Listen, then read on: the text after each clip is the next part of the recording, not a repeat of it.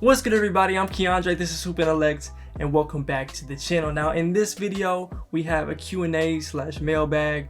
I asked my Twitter followers to go ahead and send me over some NBA draft basketball related questions, and they came through with a lot of them. We won't get to all of them, and some of them I want to kind of save for future videos that they'll be answered in, but we did get to a lot. So without further delay, let's go ahead and get into those questions. This first question comes from my guy Corbin Ford. He says, best shooter in the draft. Actually, it's a two-part question. Best shooter in the draft, and who is suited best to be a number one option in the NBA? For the first part of that question, I would say best shooter, you got to start with Jabari Smith, AJ Griffin. I know it's kind of a boring answer because we talk about those guys all the time, but those are definitely at the top of the conversation. Then you can go into your Youngjoon Lees, Tevin Browns, but yeah, those are the main ones. And then as it goes for the number one, who is best suited for a number one option in the NBA, that's an interesting question because I think you can go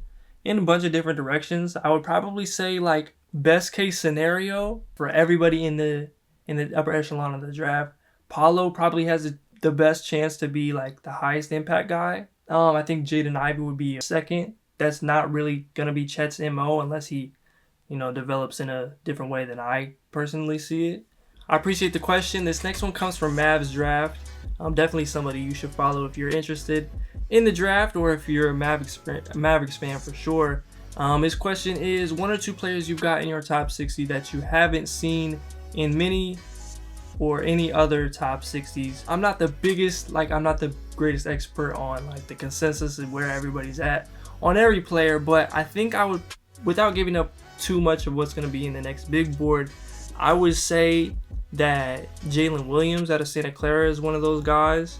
Big guard, he's got a lot creation wise that I really like. Mike Miles is somebody who I've liked for a long time. I think he's in that top 60 mix, doesn't get as much respect as I think that he should. But yeah, appreciate the question. That was a really good one. This next one comes from Pistons fan. He says, thoughts on Ryan Rollins. Now, Ryan Rollins is a guard out of Toledo. Without giving up too much of, what I'm going to say about him on the next big board, he's really nice. I've gotten the chance to actually watch some full Toledo games lately. And yeah, we'll just leave it at that right now. Thoughts on Josh Minott. I definitely like Josh Minott. I've been on the fence about him entering the draft this year, but I made my decision, and I'll talk a little bit more about that in the upcoming big board as well. Great athlete, good defender, makes the right play a lot of times. Definitely excited for his potential. I think he's a little bit of a sleeper just because, Memphis hasn't really taken advantage of using him, completely throughout the season. There have been moments when they've had injuries and everything like that. He's performed really well when he's gotten high minutes. I appreciate the question. This next one comes from Alex of the Topic Thunder podcast. He says, has Jaden Ivey surpassed Paolo Banchero as a top 3 draft candidate? Now, a lot of people have moved towards that direction. Me personally, I still think Paolo is a top 3 guy. And that's not to say Jaden Ivey hasn't been, really, really good and deserving to be in that conversation for the number 1 pick and around the Chets, Jabaris, Paulos. But at 6'10", 6'11", what Paolo can do offensively, somebody who can dribble, who can pass at that size, who's continued to get better from that perspective all year. Even though he hasn't scored the ball or shot the ball very well over the last about 10 games or so, his set of tools, his skill set keeps him in the top 3. That could change, but at the moment, as I'm answering this question, that's where I'm at. This next one comes from Coke Milk. He says, which players do you think have the most to gain from boosting their stock during March Madness? The answer for that one is always the mid-major guys, people who you haven't seen a ton of all season long. Those guys definitely take a boost or get a boost from playing well in March Madness. You just look at Bones Highland last year. He was ranked 66 going into the NBA Draft Combine. And had VCU not had their tournament game canceled against Oregon and Chris Duarte, I definitely think that would have changed immediately once he played that game, win or lose.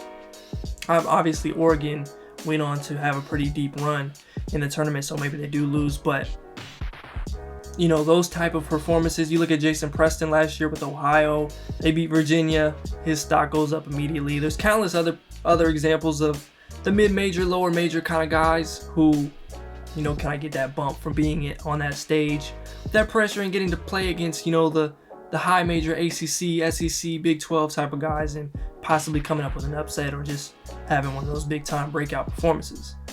But also, I think guys like Jalen Williams from Arkansas, Malachi Branham from Ohio State, he's been trending upwards, but he could really take a next huge step if he continues to play at the level he has.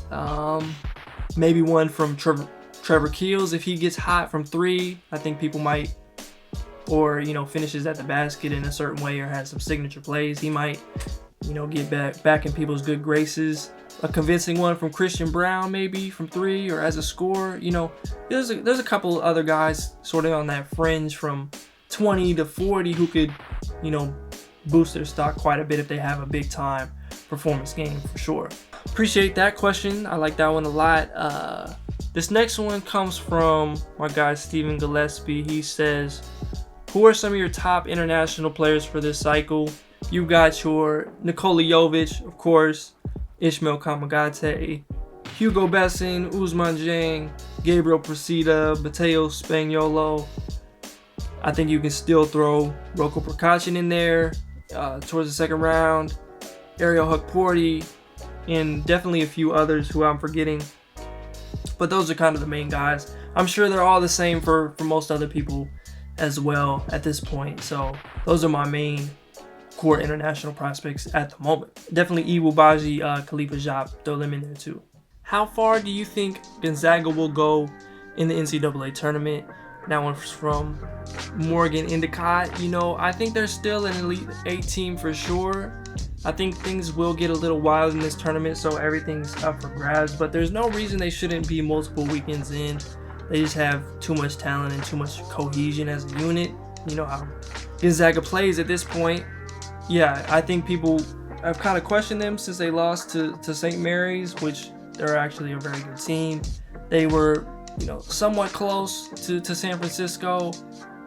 West Coast Conference is better than it has been in some previous years, so you got to kind of take that into consideration. But yeah, you know, Gonzaga should definitely have their eyes set on Elite 8 at least. This one comes from Finn. He says, which Duke prospect do you think is the most underrated? I think I would go with Trevor Keels on that one. I think a lot of people lost their love for him around the same time he got hurt and returned from injury. There are obviously other things he can work on, but I love his defense. First and foremost, he's a really solid playmaker. I think he's a better shooter than what 32% or 33% or whatever he's at right now would suggest. And I still think he's someone who should get first round consideration. I know that's changed a lot of places at this point in the year, but I still am confident in his game. Who do you see as the best fits in OKC? For OKC, I think anyone who isn't a guard who really needs the ball, that's the best fit. Like, you have Shea, you have Giddey. They've had their own growing pains together already. You have Trey Mann, who you all know I really liked last year, and he's been showing out lately. Lou Dort's a guard / wing. But everyone else is really free game to me in terms of, you know, building around and creating a great environment for developing your top talent. So as long as it's not somebody who's really going to demand the ball to be, you know, who you want them, the best version of them to be, then I think it works in OKC. This next question comes from Clutch City, Brazil. They say, do you buy Daishen Nix's run with the Vipers? And to that, I say definitely. I think this has been great development from him when you look at where he was just a year ago. I haven't got to watch more than, you know, highlights of the games and, you know, parts of one. But from what I've seen, you know, he slimmed down. He's still a big body, but shooting the ball extremely well, still has the great playmaking potential. I think that he can help Houston next year. Hopefully he gets a chance to make that happen. But I definitely buy his improvement and think that, you know, that deal they just signed him to could end up being a steal for the Rockets going forward. This next question is from Raptors Roll. They say, trying to get into scouting a little bit. Any tips on where to start? Now, for this, I think you go in a lot of different directions, but you always got to keep the main thing, and that's basketball, right? So you want to work on your own basketball knowledge as much as possible. Learn new concepts, study different moves, watch videos, pick up on other people's processes, find what your weaker points are at, and work on those and try to learn as much as possible. There are a lot of different elements to all things you can do with the game, from playing to coaching to scouting to making content. But as long as you work on, trying to think the game and know the game as well as you possibly can, I think the rest of the stuff will take care of itself. So that's the biggest thing that I think I could offer. Both Dion Forthflow and D'Angelo Russell ask about RJ Barrett and his ceiling, so I guess we can just kind of put those together. But yeah, RJ's been amazing the last several weeks. I mean, he's really been every bit of that guy that you expected to see coming out of Duke. Obviously, he's still got a lot to work on, and the Knicks have lost most of their last 20 games, so something you got to weigh into. But his will to score the ball, putting pressure on the defense, basically still using only one hand, is great. He shot it better than I think a lot of people thought coming in over the course of these last 2 seasons. And to answer sort of the ceiling question, I think that he's still a potential all-star, probably still suited more of at a number 2 role at his best, if we're talking about like winning championships or at least being like a conference finalist team. That's probably the role that suits him the most. But he has been really good, and I like his potential quite a bit. Let's see. Who are some prospects that you'd like to see the Hornets go after on draft night? I just mocked Dyson Daniels to them recently. I really like that fit there in Charlotte. Obviously, part of whoever they pick is contingent on if James Borrego is going to play them. But the idea of a LaMelo Terry, Dyson Daniels, James Bouknight, little guard group, I really like. And hopefully Kai Jones' development kind of serves as a year removed draft pick, and they play him next year. JT Thor gets more minutes next year, develops nicely. Those are some of the names that I would like for Charlotte. Kendall Brown and Jeremy Sohan, best duo in the Big 12. I would probably say yes to that, but it's between them and Kansas's Ochai Agbaji and Christian Brown. They obviously just played, if you watched that game. I'd lean with the Baylor group just because I think Sohan's the best out of the bunch. And Kendall Brown has a lot of potential himself, but you can't sleep on Agbaji and Brown either as, guys who can really contribute at the next level themselves. But those are the top 2 in the Big 12 for sure, in my opinion. But yeah, I think that's going to do it for these questions. I think I got to all the ones that I wanted to get to. Appreciate y'all for taking the time to ask a question. But yeah, if you enjoyed this video, definitely be sure to leave a like, subscribe if you are new, and comment down below some of your thoughts on some of the stuff that we talked about in this one. I definitely plan on doing that March Madness preview on Selection Sunday or that Monday following. We've got the big board coming later this week, scouting reports coming later this month, and we've kind of officially reached that pre-draft season, so I'm excited. Hopefully you guys are too.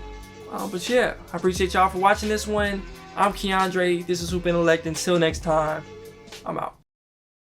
Life ain't sweet, Saturday through Monday, but in the summertime, you my watermelon Sunday. Gotta beat the heat, even though I wanna play, but you keep me cool, you my watermelon Sunday.